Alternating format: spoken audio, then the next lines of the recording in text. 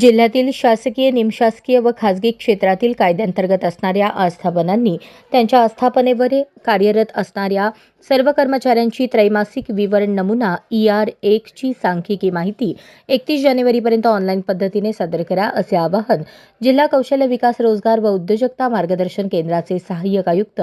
संगीता खंदारे यांनी केले. सार्वजनिक तसेच खाजगी क्षेत्रातील सर्व आस्थापनांना सेवायोजन कार्यालये कायदा 1959 आणि नियम 1960 च्या कलम 5(1) नुसार प्रत्येक तिमाहीस विहित नमुना ER1 मध्ये नियमितपणे कौशल्य विकास, रोजगार व उद्योजकता विभागाच्या www.mahaswayam.gov.in या संकेतस्थळावरून ऑनलाईन पद्धतीने सादर करणे बंधनकारक आहे. त्या अनुषंगाने तिमाही नमुना ER1 मधील त्रैमासिक सांख्यिकीय माहिती नोंदणीकृत सर्व आस्थापनांनी यापूर्वी दिलेल्या युजरनेम आणि पासवर्डचा वापर करून www.rozgar.mahaswayam.gov.in या संकेतस्थळावर त्रैमासिक विवरणपत्र विहित मुदतीत ऑनलाईन पद्धतीने सादर करावे. तसेच प्रत्येक आस्थापनेने आपला नोंदणीकृत तपशील आवश्यक सर्व माहिती नोंदवून अद्ययावत करावा. त्रैमासिक ER1 किंवा आपला नोंदणी तपशील अद्ययावत करताना